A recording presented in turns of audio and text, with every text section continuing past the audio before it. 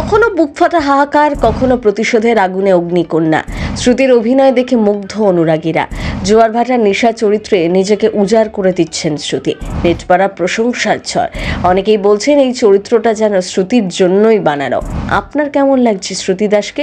আচ্ছা, নিশা প্রতিশোধ নিতে গিয়ে যা করছে তা কি সঠিক বলে মনে হয় আপনার?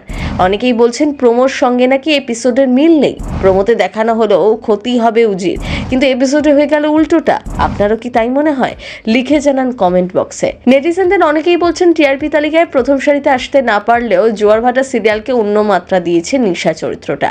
এই চরিত্রটাই যেন তৈরি হয়েছে অভিনেত্রী শ্রুতি দাসের জন্যই। শ্রুতি দাস এমনিতেই বরাবর গুণী অভিনেত্রী। নিশা চরিত্রে নিজেকে উজাড় করে দিচ্ছেন। বহুদিন বাদে ছোট পর্দায় কামব্যাক করেছেন, আর সেই কামব্যাক যেন সার্থক হয়েছে। সিরিয়ালে একের পর এক দৃশ্যে তার অভিব্যক্তির ওঠানামা দর্শকদের মন ছুঁয়ে গিয়েছে। কোনো সংলাপ ছাড়াই এক্সপ্রেশনের মাধ্যমে তিনি যে আবেগের বিস্ফোরণ ঘটিয়েছেন তা অনবদ্য।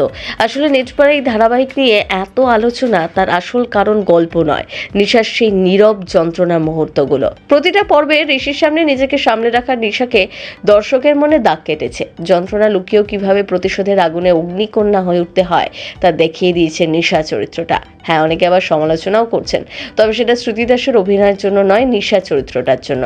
কারণ বাবার মৃত্যুর প্রতিশোধ নিতে গিয়ে নিশা যে পথটা বেছে নিয়েছে তা একেবারেই বেআইনি। অনেকে বলছেন সমাজে খারাপ বার্তা ছড়াচ্ছে, কিন্তু শ্রুতির অভিনয় অসম্ভব ভালো। অভিনয় গুণে এই চরিত্রটা যেন প্রাণ পেয়েছে। অন্যদিকে বোনের সাথে সম্পর্কের টানাপোড়েন গত পর্বের আবেগী মেরুদণ্ড ছিল। একদিকে বোনের ওপর প্রচন্ড রাগ, আবার পরক্ষণেই বোনকে জড়িয়ে ধরে আবেগের বিস্ফোরণ। চোখের পলকেই বদল যেন প্রাসঙ্গিকতা আরো বাড়িয়ে দিয়েছে। দর্শকরা বলছেন খুব কম অভিনেত্রী আছেন যারা স্বাভাবিকভাবে এমন সুন্দর ইমোশনাল ট্রানজাকশন দেখাতে পারেন। অনেকেই বলছেন একবারও দেখে মনে হয়নি যে এটা অভিনয়, বরং বাস্তবে যেন কোনো মানুষ নিজেকে ভেঙে পড়া এবং একই সাথে শক্ত করার চেষ্টা করছে।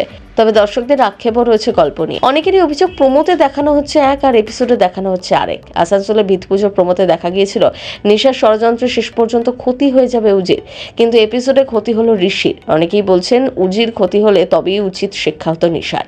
বোনের ক্ষতি দেখে বেআইনি কাজ করতে হাত কাঁপতো তার, কিন্তু উল্টোটা হওয়ায় নিশার মনোবল আরও অপরাধ জগতের দিকে ঠেলে দিচ্ছে তাকে। আচ্ছা, আপনার কেমন লাগছে জোয়ার ভাটা? জানাতে ভুলবেন না। কমেন্ট করে লিখে জানান আমাদের আপনার মতামত, তুলে ধরবো আমরা সিনে জগৎ ব্যুরো।